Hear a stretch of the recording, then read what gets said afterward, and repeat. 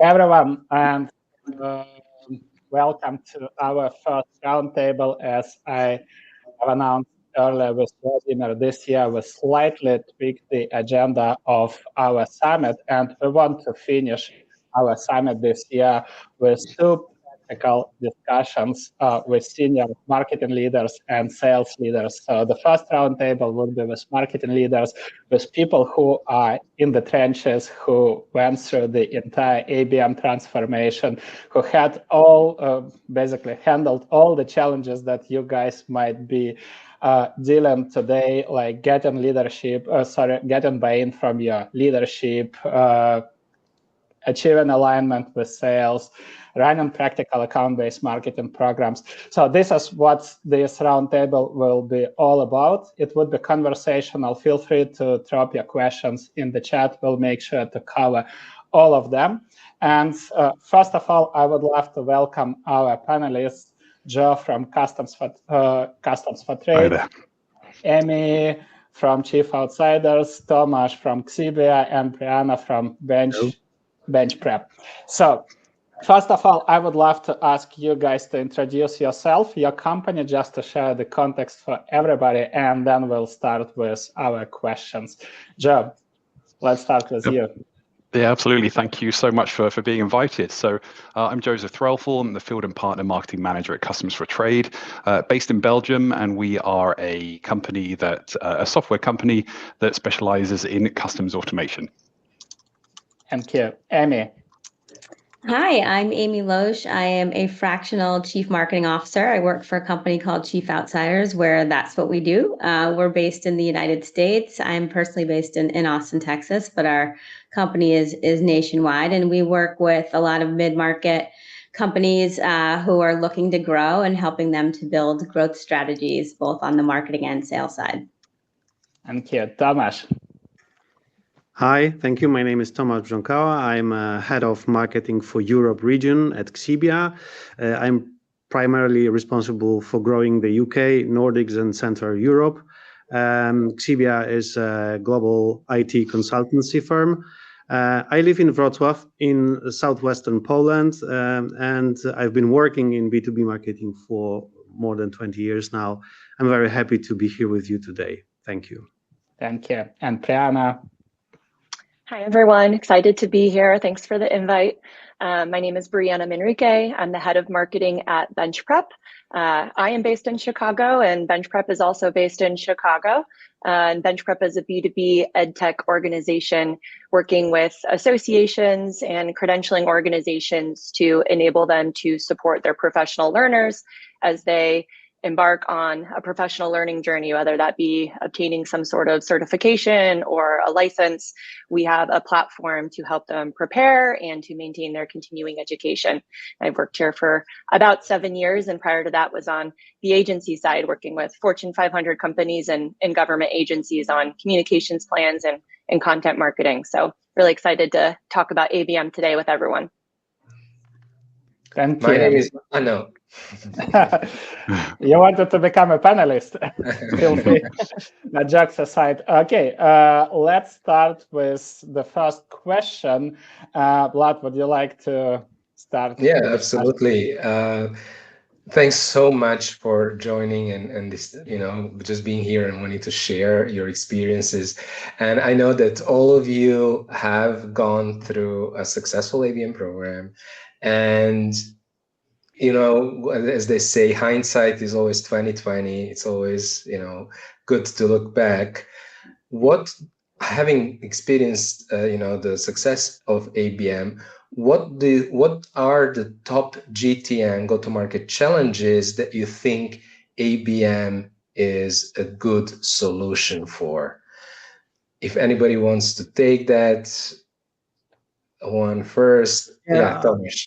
I can go first. Of course, that depends on several factors, I guess, such as what kind of company we represent, what kind of company it is, the market it operates in, and how it is organized, also what it offers, right? So if you are a company dealing with the IT sector and you are working with enterprises, it will be different GTM challenges than for small business company, right? But for me, the main GTM challenge that ABM helps to solve is focus. I call it focus, right? When you start implementing this strategic approach to B2B marketing activities, you need to organize your world. You must, direct the thinking and energy of sales team towards a specific area of action, towards a common goal, the battlefield that we need to be the best, right? And I believe that this is crucial because, salespeople typically, they want to sell anything as quickly as possible. Whereas, ABM helps define what we do not do. So that's the strategic approach, right? The second challenge ABM addresses is structuring the offering. And defining the true business value for potential customers, because that might seem like a cliche, but in reality, it's neither easy nor evident, for me at least, right? My major challenge for me is demonstrating the impact of marketing on revenue. In my opinion, ABM activities help demonstrate real attribution of marketing efforts to revenue.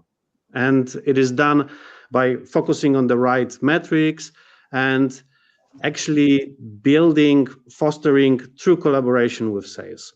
So for me, these three would be the top GTM challenges that ABM helps to solve. So from I just wanted to reflect, like Thomas said, it's different for different companies. You've been working for an IT consulting company, for example, the structuring of the offering, like what do we sell and what do we not sell? I hear a lot of that is very specific also for this kind of product. So I was wondering about a different perspective from somebody, maybe from more like a product company, maybe Joseph or Brianna, if you wanted to take that. Brianna, would you like to? Yeah, sure. So I think the main go-to-market challenge that ABM has helped us solve is the fact that our buying cycles are very long. So what used to be 3 to 6 months is now 6 to 12 months or even longer. It involves multiple stakeholders. There's oftentimes not a very clear buying group, depending on the industry and size of the organization that we're trying to target. And so this strategy has really helped us stay relevant and top of mind to each contact in this organization as that cycle goes on. We've prioritized a multi-threaded and very hyper-personalized approach. And it's really been all about creating relationships and engagement. And so it's often really hard for us to also understand when somebody is in a buying cycle. And so we've taken accounts that we've identified have had no vendor awareness and prioritized creating awareness for them. So we've, again, created hyper-personalized content for these specific contacts and accounts. We've created relationships, so just even connecting with them on LinkedIn and kind of nurturing those relationships has been a great start to creating that awareness. And then the goal there is that hopefully when they do become in a place to buy or they're thinking about buying, we're going to be top of mind. We've connected with them, we've built relationships, we've been in their inbox, they've attended an event, we've seen them at webinars. And when it's time to pull that trigger, at least we'll hopefully be on the short list, if not somebody that they now come directly to us and we no longer have to hunt for them. So I think long buying cycles is something that ABM is especially really helpful for. And it's just all about that nurturing and creating relationships. And we've also really struggled with pure cold outbound. I think that's not unique to our organization. It just doesn't work that well anymore. People, again, aren't really going to respond to you. We all receive hundreds of emails every day. And if I'm not looking to buy something, I'm likely not going to pay any attention to your email, or I'm not going to answer the phone call. So I think being on LinkedIn and, again, creating those relationships has been really helpful for us. Thank you. Joe, what would you add?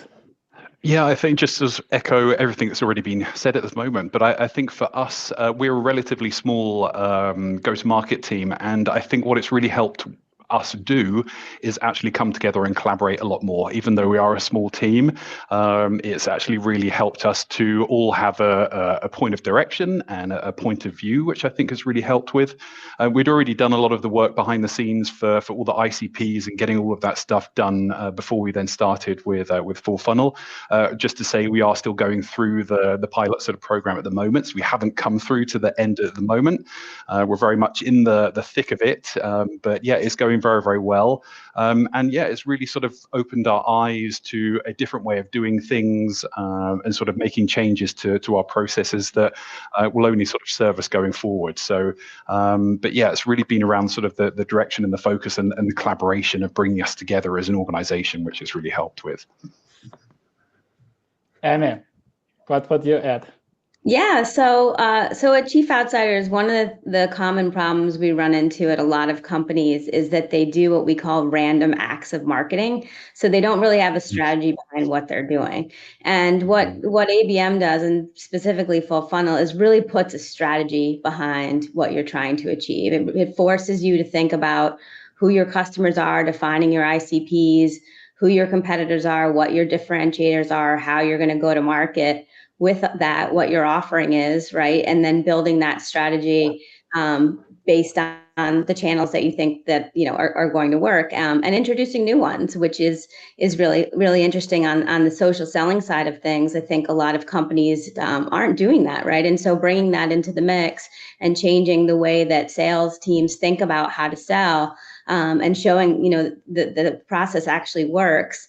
It's a game changer. It just brings a new way, a new strategy towards bringing in leads. And I'd say I'd echo what everyone else said on the collaboration side. Another thing that we see often is that sales and marketing operate in silos. They don't actually really work together. And what ABM does is bring sales and marketing together onto one growth related team, so that you're working together to build the process, build the strategy, and build habits. And that habit building is such a key to the success in driving an ABM program, is that it actually gets you into the daily process of working through your prospecting and how you're approaching along the funnel, the different deals that you have in the pipeline. So I think there's just a lot of benefits to adopting a process such as this. Love it. Thank you so much, guys. So I will summarize everything what you have said, because there is a perception that ABM is just a new marketing tactic, if you will, or maybe some companies treat it as a strategy. And they always think about ABM, hey, this is the approach, or let's say an easy approach to build pipeline, right, and generate revenue. While in reality, account-based marketing, or experience, if you will, right, because it enables the cross-functional collaboration, not only marketing and sales collaboration, but you involve way more people, subject matter experts, right, RevOps, content, design, product, etc. And all of these units collaborate between each other, right, and that helps to be aligned on what are our targets, what are our lowest hanging fruits, where should we focus, how should we create awareness in among our strategic accounts, how should we map and engage with our buying committee, also accepting the fact that almost all buyers are not in the market currently, right? How can we ensure that we will be considerate when the business trigger occurs? This is the key. So thank you so much for sharing your experience, and let's move to the next one. All right. I think a lot of people who want to implement ABM struggle in getting, on the one hand, leadership buy-in, but on the other hand, also buy-in from sales, like actual support, actual involvement. I saw a comment today on LinkedIn, when we talk to sales, they say they want to have, meetings with those high value accounts. They want all of this. But when we ask them to collaborate with us and actually be part of that team, it's more difficult to get it. So anybody who had maybe a specific challenge around getting a leadership buy-in or sales buy-in wants to share their experience. I see, Thomas, you're laughing a lot about this. So Well, you yes, want to start? I can tell you a lot of stories, and it would be like a separate event for this. But at the same time, I don't think there is a simple answer, right? It depends on many factors, such as, for example, maturity of the leadership, right? How long they've been operating in a given market. What is their past experience with marketing in general, or with the marketing activities they've been executing for many past years, and the results, right, associated with that. I believe what helps is a small step strategy, how I call it, right? Meaning that to propose some to test a new approach within a small team or a specific period of time, like call it pilot campaign, right? But it's crucial, though, to create a strong presentation of this proposed new approach upfront. Like, I mean, essentially build a business case for the pilot campaign and present it to the leadership first, right, to get their buy-in. Good results or positive changes, like, for example, improved collaboration with sales, more accurate pipeline forecast, or they can help scale this initiative in the future and develop to a full scale program. But I believe that what is crucial is to actually present something in a very business oriented way, build a business case, right? I wonder, Amy, because you worked within Chief Outsiders. Obviously, we worked together on the Charles Gate use case, or in the project with a company. But I know that you meet a lot of other companies. So I wonder, like, from your perspective, did you find any best practice when you're trying to get that kind of buy-in? Yeah, I think where it's tough is if you're working with a company, you come from a company that has a very relationship-based sales team, right? That most of your leads have come from the relationships, the referrals, and that's the way you've built your business.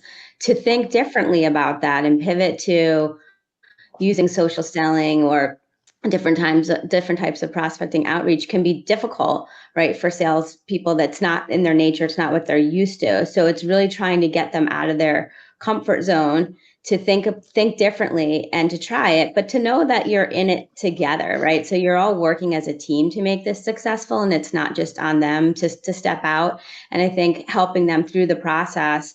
And as Tomáš mentioned, when you start to see some results happening, well, that's exciting, right? So it builds momentum behind the sales team to be able to say, wow, this is different. I haven't tried it. It's starting to work. I see the momentum. I see how we can continue to build upon this, and it gets them excited, and they start to buy into it a little bit more. But you've got to keep, as I mentioned before, that daily habit of doing it, so that it becomes second nature to them, so they don't go and kind of revert back to their ways of selling before. It has to become the new way. It has to actually change, for the future. It's not just while we're doing this pilot program. This is the new way of how we're gonna approach selling.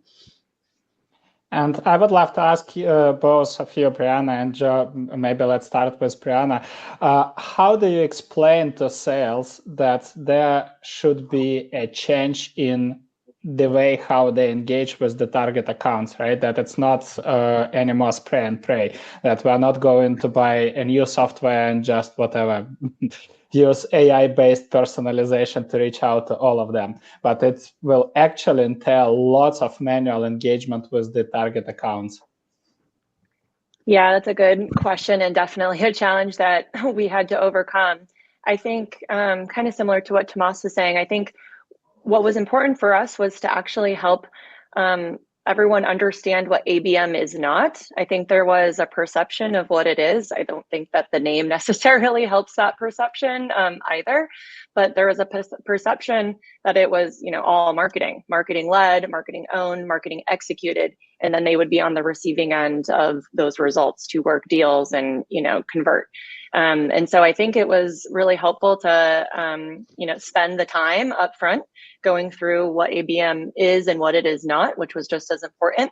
And then really spending a lot of time creating that foundation. And I think Amy also hit the nail on the head.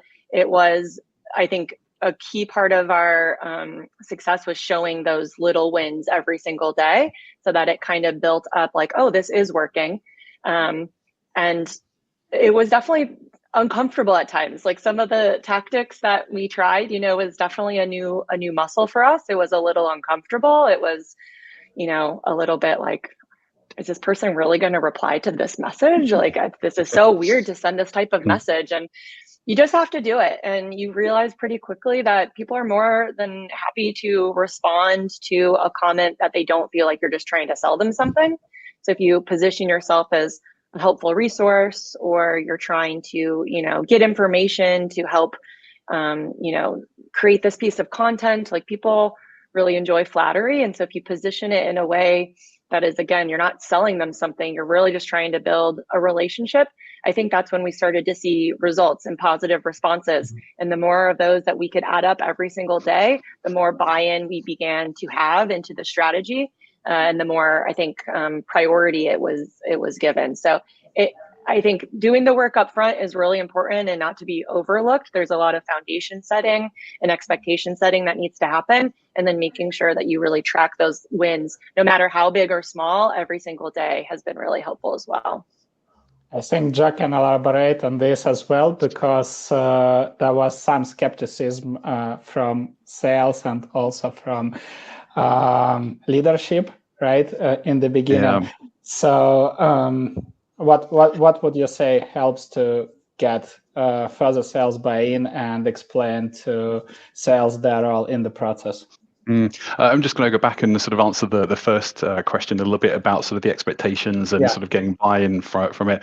I think we had a change in leadership within the organization, and that was one kind of help, because that new leader that came in was more willing to kind of look at new ways of doing things. And I had always followed the Fullfunnel guys on LinkedIn, and had always been very amazed by the fact that you guys were always able to kind of hit the nail on the head in terms of kind of the struggles that we were going through within the company and the marketing team. So I and my colleague had obviously followed you guys. So when the time came to have to start looking at other opportunities of different ways of doing things, then we both knew very well around about Fullfunnel. So we were then able to take that to our new leader, and he was open to the idea of looking at it. So we were then able to kind of take him the examples of what it would then hopefully be able to bring to us, and sort of the new ways of working. So that kind of went relatively smoothly, if I'm honest. And then in terms of getting the sales team sort of on board with things, then it's sort of changing that process, and like you say, changing from the spray method out to something a lot more narrow in focus, and especially with our SDR. He had to change his process. He was relatively new to the organization, but he'd already got quite ingrained into the way of doing things, and sort of taking him out of that. There was a little bit of resistance at the beginning, and we would have our weekly catch-ups, and you could tell from his sort of body language and sort of demeanor and things that he was finding it difficult and sort of hard to do at the beginning. But like the others have said, when you get those small little wins that then happen, you can see his demeanor change. You can see that it's actually starting to make an effect on things. And like Brianna said, we all had that feeling of thinking, are people really going to respond to this? And will they start sort of replying? And it does. People are very happy to respond and be willing to join our content collaborations, which we're doing with people, which are really nice kind of non-pressurizing touch points with people and things. And it's just the ball has sort of been quite rolling by itself, and as we've gone through, then people have been a lot more sort of easier to come around to the way of doing things and seeing those wins, and it's really kind of like helped people's opinion of the ABM program. So if I'm just like thinking about the different things that you said at the beginning, you need to have some sort of a challenge. Your sales cycle is getting longer, your outbound is not working, your current way of trying to acquire customer is in decline or is not working. So there is a business problem, there is a sales problem.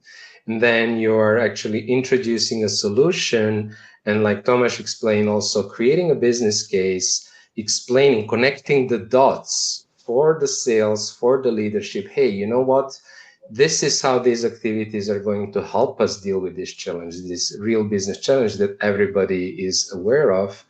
And then not having a big ask, like starting with a pilot, something that everybody understands, that it's scoped, having clear expectations for that pilot, not asking everybody to stop what they're doing, change completely, and hope for the best. And then once you do start a pilot, doubling down, like over communicating on all the wins that you have, building and keeping that momentum, and like showing everybody, hey, you know what?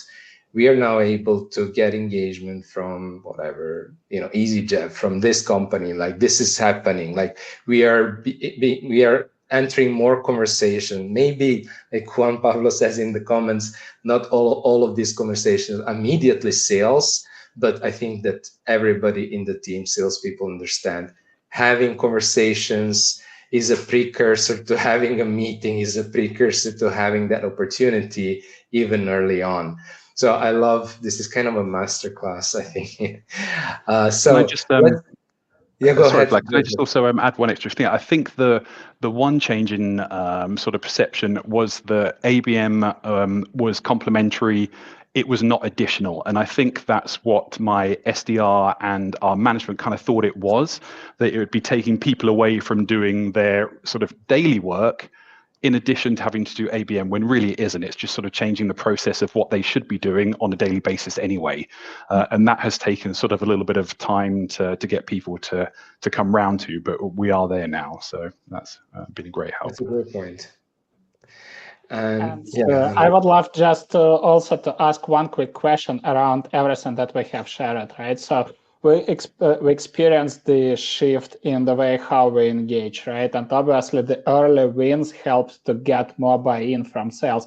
But one point I believe we didn't touch, and I would love to ask all of you, is how to set up the right expectations. Doesn't matter if you want to, let's say, involve partner or you want to try it on your own. Still, you have these internal conversations and different people might expect completely different things, right? But I'm always saying ABM is not a silver bullet and not a magic wand that will drastically, or let's say quickly, solve your go-to-market challenges. And without solid go-to-market fundamentals and without good marketing and sales collaborations, these kind of problems won't disappear.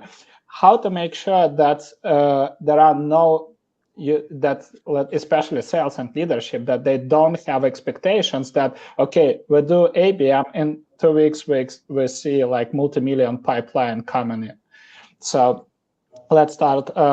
Tomasz, you had this experience because your average contract value is about 1 million. So let's start with you.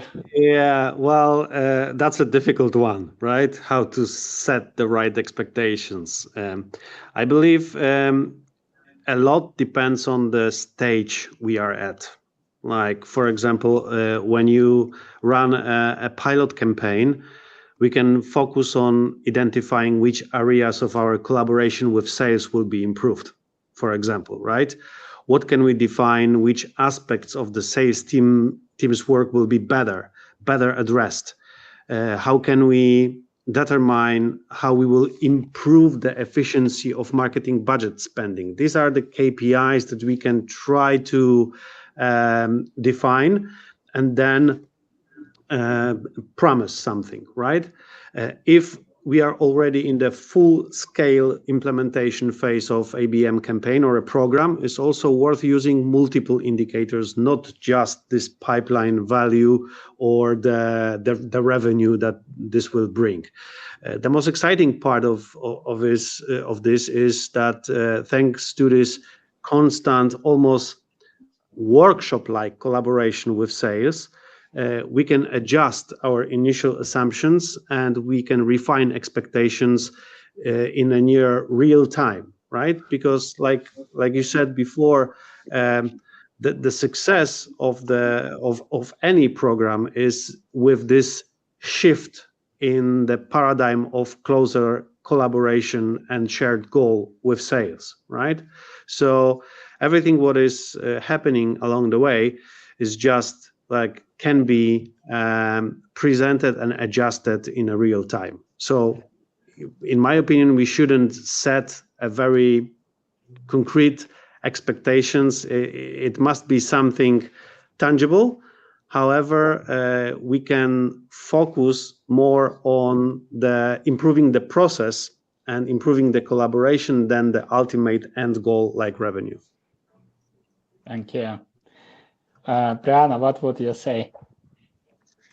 Yeah, we definitely had some challenges around expectation setting as well. It was very much like, okay, when are we going to see results? When are we going to see results? And I too was like, yeah, when are we going to see results? And so I had to shift that within myself as well. And then, talk with leadership and, kind of help them understand that this is a slow burn. It's a brand new motion for us. Again, we were starting from the ground up. And so it takes a lot of time. And I do think ABM truly is like what you put in is what you'll get out. And so I think where we struggled was, bandwidth constraints and just making sure that this is a priority, which I still struggle with every day because there's so many priorities, which Andre, we've talked about, that kind of goes against the definition of what a priority is. But I think once, again, we kind of built that foundation, we helped them understand, what ABM is, what it's not, and we started to see those wins. I think it was easier for leadership to understand that it's going to take some time to see impact in pipeline and revenue, but these positive engagements that we're seeing every day will help us get there. And so I'll double down on saying it's really important to highlight those wins as you go, whether that's a response to a LinkedIn message or somebody, registering for your webinar or showing up to your in-person event.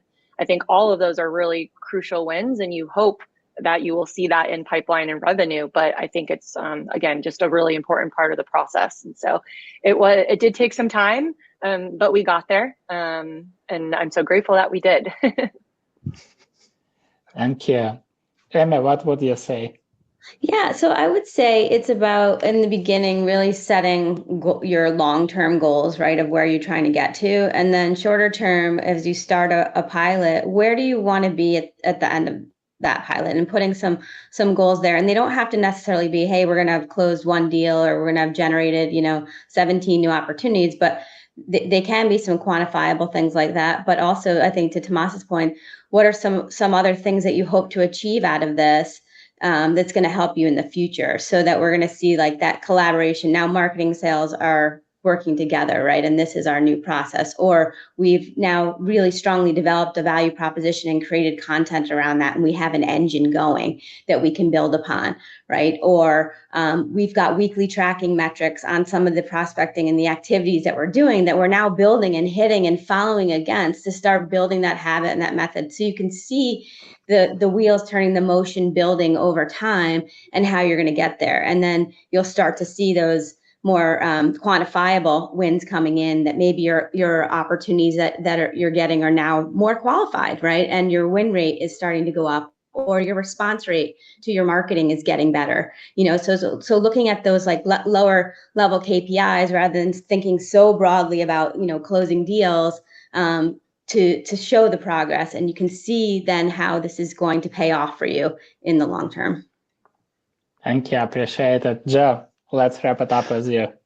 Yeah, I think when we first started, then our main goal was thinking, okay, yes, we want to get lots of discovery calls out of it. We want that pipeline to be generated. And once we then sort of started the workshops and then saw, okay, yes, this is not going to be something that is going to provide that pot of gold so immediately. And this is going to be the slow burn and the long-term kind of campaign or programs that we're working on, which already within our company, our sales cycles are maybe sort of 12 to 14 months anyway. So our management is, yes, quite okay with that. They're not expecting us to be able to generate sort of millions of euros of pipeline immediately from it. So they're relatively relaxed on that one. But what we have done just to sort of manage expectations is that every week now we then pull together a report, not everything from all of the KPI reports that we track. We did have a meeting a couple of weeks ago and provided all of them, and everyone in the room was saying, okay, but what does this mean for us? We don't need to see all of this. So we then sort of filter it down a little bit, and we just report on a couple of things, but then we have a weekly presentation we put together which really does the qualitative and the quantitative results of it. And like the others have said, okay, it may well be that we're getting more responses from people. We keep a track of the kind of replies that we've had from people on LinkedIn. We keep an eye on the amount of LinkedIn followers and responses and things from the SDR. And that is fortunately kind of going up every week. So that is some nice indications that things are working. Okay, yeah, we haven't got massive amount of pipeline generated from it yet. We have got more discovery calls being booked, which are a result of ABM. And yeah, as I say, the numbers are kind of going up, but yeah, it's not a like a silver bullet or a short-term fix for things, unless you're very, very lucky, that is, and you find those people that are in the right place at the right time and ready to buy and things. Thank you. I think that a lot of our audience is wondering about, what are the actual things that we are doing within ABM, beyond the strategy, expectations, getting the buy-in. How does a ABM playbook program, how does it actually look like? What are the essential elements and parts? And, from your experience, if you had to do it again, or just reflecting on your experience with the ABM program, what do you think are the essential parts that you need to have? And maybe just to make it a little bit more interactive, I was thinking like the top thing that you believe, like share one top thing or one top element that you believe the ABM book should contain, and then we can move on to the next guest. In that way, we can build it out together. So. Anybody, and maybe this time I'm just gonna start from you, Joseph, not to put you the last one and then you have to pick everything that everybody said and then come up with something new. So let's give the opportunity first to you. So essential element of an ABM playbook that you believe every program needs to have. It's really, for us, it's been the LinkedIn outreach that the SDR does. I think that has been so beneficial in sort of changing minds in the way of doing things and getting engagement, and just sort of changing the process to being a lot more thoughtful about what you're actually doing and how you're sort of promoting the organization and what you do. So for me, it's really been the SDR part, because I felt that a lot of the other things that we're doing within the playbooks we are already doing, but it was really the SDR part that sort of has been a good change for us. And what has changed in the SDR? Sorry, just for interrupting you. I wanted to ask if you can elaborate a little bit on what has changed in the SDR approach, just to make it maybe a little bit more clearer for everybody. So again, it's really stopped that spraying of contacting people and just seeing what sort of comes back. We work in many different industries. Our software could be used in many different situations, but we've really started to become a lot more focused in terms of the companies we're reaching out to, the people we're reaching out to, and also, like I mentioned before, it's just really giving us a much clearer point of view about who we're trying to target and what we're trying to do with those people. So it's given him a lot of direction in where to focus, really, and makes better use of his time.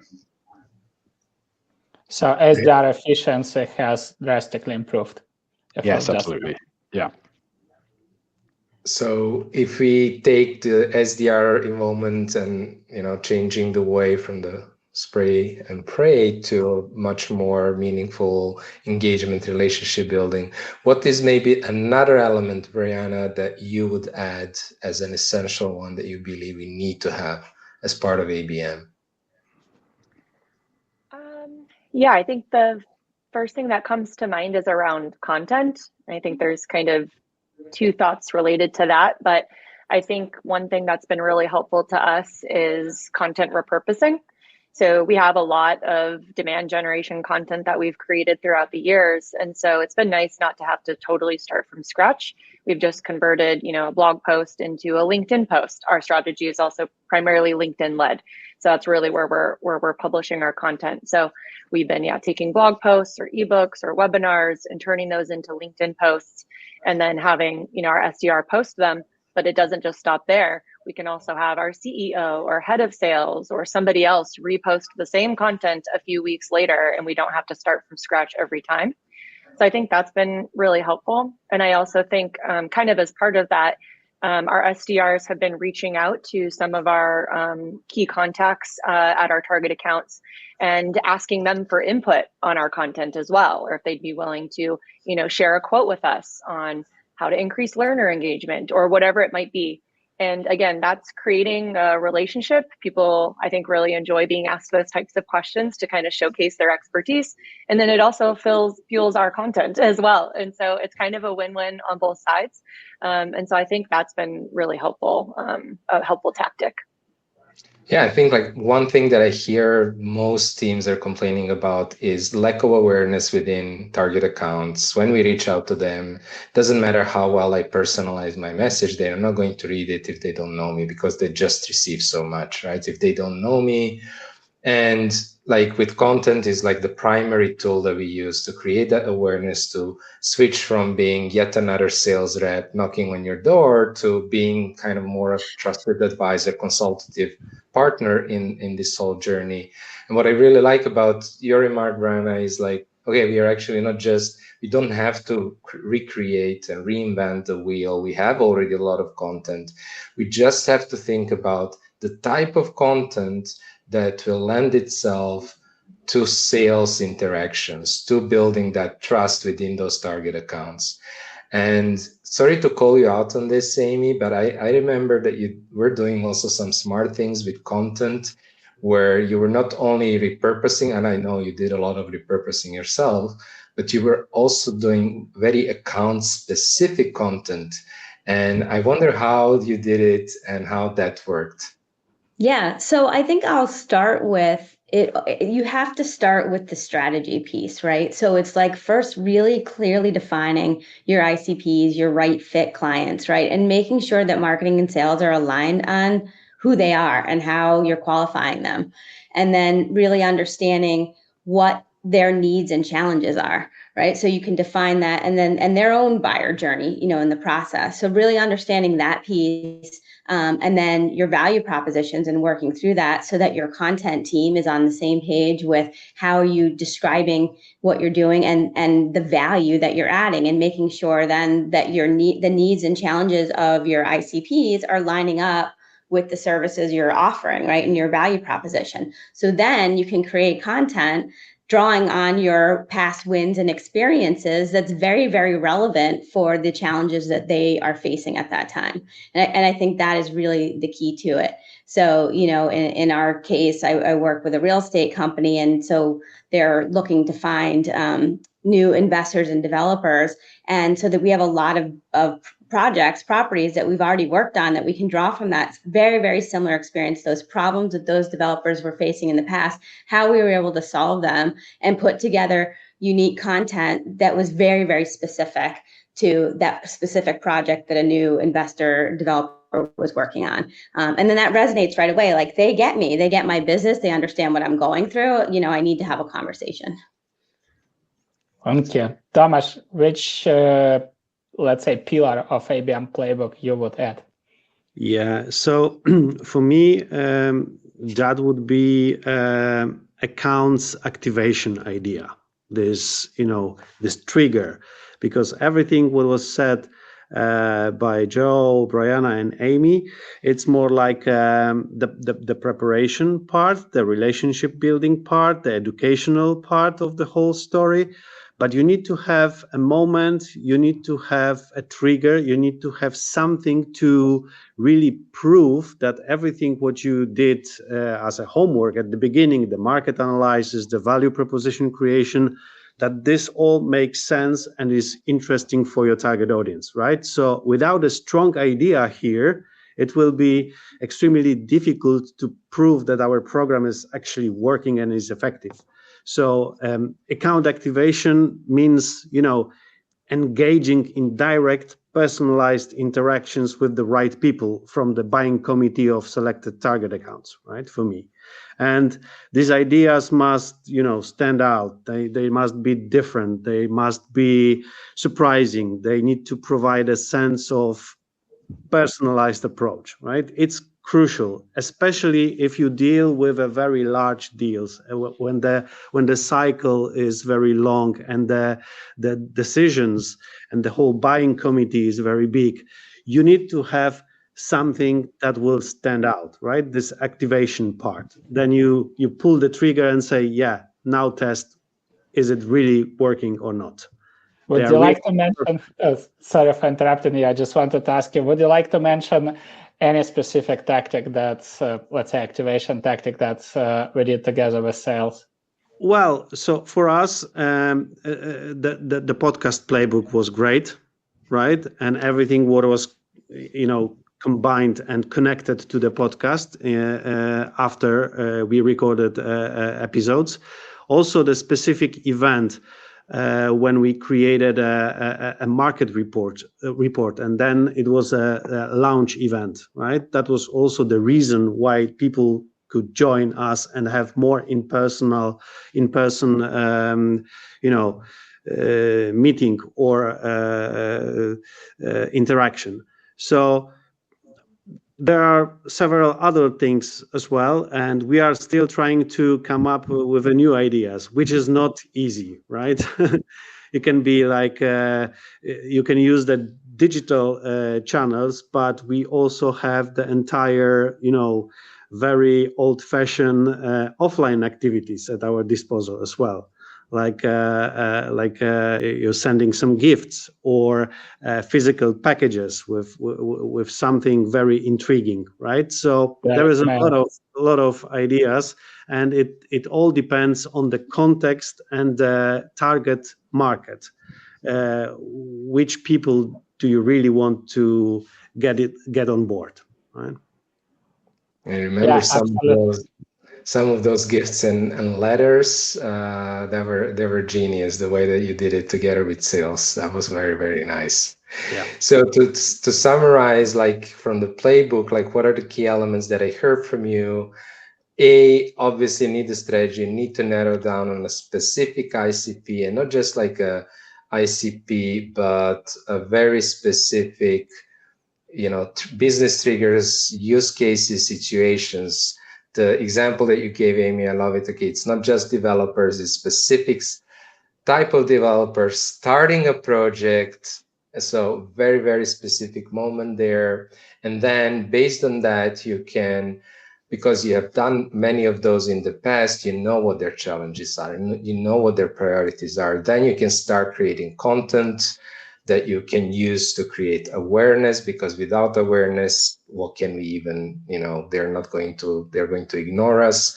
We use that working with the SDRs to change the perception from the yet another SDR to more trusted advisors, to do more meaningful engagement and interaction. So basically working together to use the content and other marketing touch points within the SDR activity to have more meaningful touch points, but then also not leaving the money on the table, knowing when the accounts are engaged, where we have collected some insight, maybe through things like Brianna mentioned, kind of inviting them to some sort of content co-creation, or Tomasz in the podcast. But now having collected that insight, knowing that these accounts have the priority, have the problem that we can help them solve, doing some sort of activation, as you call it, Tomasz, where we can now say, hey, you know what, thanks for sharing the challenges. We understand this. Okay, here is exactly how we could help, but in a way, like you said, that stands out, that's not yet another pitch.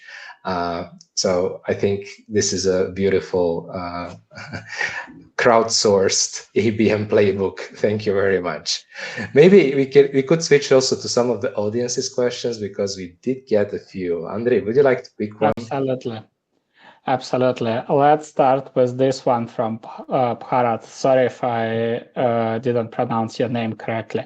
So as Brianna mentioned at the start, can you provide a few elements or aspects as examples which you shouldn't include in ABM programs? So maybe also reflecting on what are the typical mistakes when it comes to ABM launch.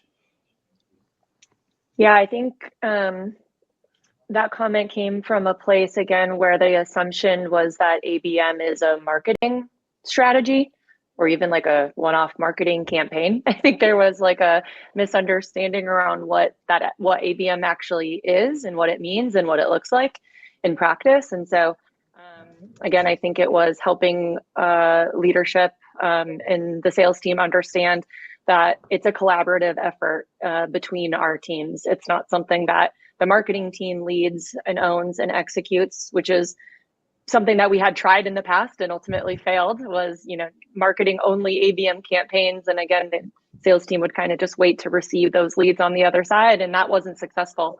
And so I think that was helpful for everyone to kind of understand, is that in order for us to see success, we all need to be bought in. We all need to be pitching in and collaborating and executing together. Through multiple channels as well. It's not just one channel. It's, LinkedIn and doing social selling and creating content and email marketing. We've got webinars, we've got conferences. It's everything, and creating an omni-channel approach. And then I think the other thing there is also a lot of what we were doing previously wasn't personalized enough. We thought it was. We thought we were doing a really great job, and then comes to be that we weren't at all being personalized in our efforts. And so, really understanding the accounts. I forget who said it, but yeah, understanding and being very specific about the ICP. So it's not just healthcare industry, but it's a specific persona or it's a specific use case. Was really helpful, and creating personalized content for that contact and account. So that's going to differ account by account, and we were still kind of doing it more high level, like something for all healthcare, and then hoping that would be what worked. And so I think that's where we spend a lot of time, was just getting really personalized in our outreach and in our content and in our approach. Joe, what would you say? Sorry, I just wanted to ask also everybody. Joe, what would you say are kind of the typical mistakes? With the hindsight, obviously, of running ABM, or what shouldn't be a part of an ABM program? Oh, good question. I say I'm still sort of going through it at the moment, so I haven't had that sort of time for reflection really on there. I think the thing that kind of springs to my mind is, again, it's coming back to the expectations really, and what it is, what it's going to provide, and just making sure that everyone is kind of on the same page with this one. So yeah, unfortunately, it's not a super long answer there, but that's kind of what comes to my mind really. Absolutely.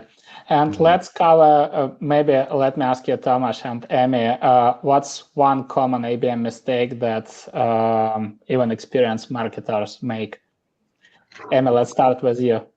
Yeah, so I think it's along the lines of what Brianna was talking about with, creating content or messaging that's very, very broad, right? There's one thing about building awareness messaging, but as you're doing ABM, you really are thinking about who is that ICP and making sure that your content and your messaging really speaks specifically to their needs and challenges. And I think that still, a lot of marketers don't do that. They'll put out, just a more value prop, generic, pieces of content about what they do. That's not really honing in on what those specific pain points are for the ICPs. So I think that is really the critical piece of ABM that makes it stand out beyond other just types of campaigns, awareness building, marketing. Awesome. Thank you. Tomasz, what would you say? Yeah, so I would totally agree with Amy, but also one of the biggest mistake is just taking shortcuts.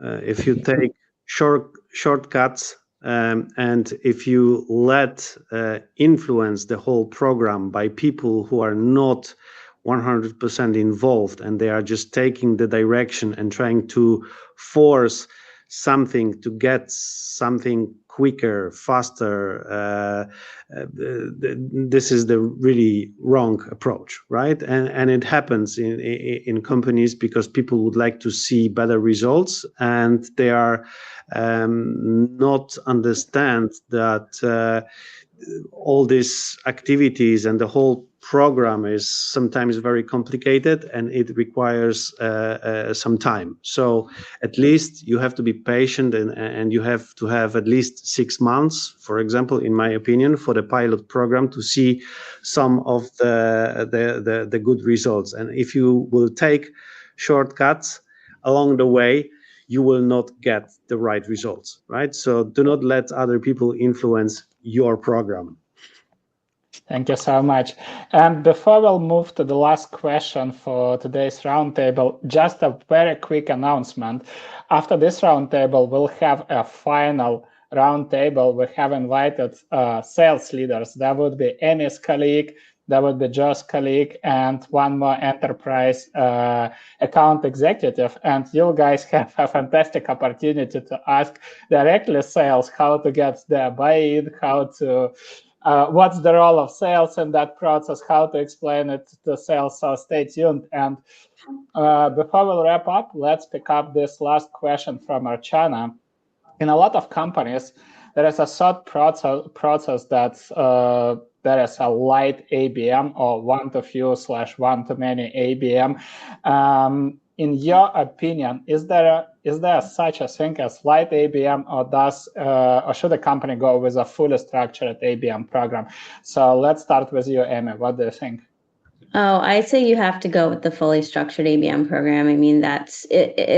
It's like this is your new way of working together, sales and marketing coming together to create the right messaging, get out there with the right content, whatever your sales prospecting activities are, combining social and offline together. It all works together. So I don't think there's any shortcuts. I think Thomas might have said that. Somebody said there's no shortcuts. There isn't. You need to be committed to doing this. The entire team needs to be committed. And it's very much, as I said earlier, about building a habit around this. And once you get the muscles going, it really works. And I think seeing some of those quick wins, keeps that motivation going and the momentum going. But as it starts working, it just becomes your process. So. Thank you. Joe, what would you add? Exactly, reiterate that as well, that you need to really jump in with both feet. You could potentially sort of take little elements, from the whole sort of ABM program, but I really think that you'd kind of want that sort of multi-threading. You want those different channels all to be kind of working together. So don't think about doing the light version. Really sort of jump in and really go for the whole thing. I think you'll really get a lot more benefit out of doing it. Thank you. Tomasz, what would you say? Well, I fully agree. You cannot just pick some items from the menu. You need to go with a fully well-established strategy and program. However, if I understand it right, it can be a light ABM program if we call it like the pilot campaign. Light ABM. I mean, you have just one sector of the market, very tiny team, just to prove the concept, right? You can then, I think, call it light ABM. Makes perfect sense. Brianna, what would you say? I have a group consensus. I think you have to really go all in. I've tried it both ways and did not see success from a more light or one to few, or definitely not one to many. To me, one to many is just like a demand generation campaign. So we've seen the most results from a fully structured campaign, and even through our pilot, which is still running, we're coming to the end of it now. But I can see when we kind of lean out of it a little bit due to bandwidth or other priorities, we don't see those results. And then when we lean back in, we see results. And so I think putting your best foot forward, the juice will be worth the squeeze if you really jump in with both feet, as Jeffrey said. Absolutely. Thank you so much, guys. It was brilliant conversation. And just to sum it up, obviously, account-based marketing is not a silver bullet, right? And Brianna nailed it down exactly. What you put in, that would be your output. So if you just think about that, there is one-to-many light approach, you will get very light. If you think about light ABM, you'll get light pipeline. Let's put it like this. So there are no shortcuts.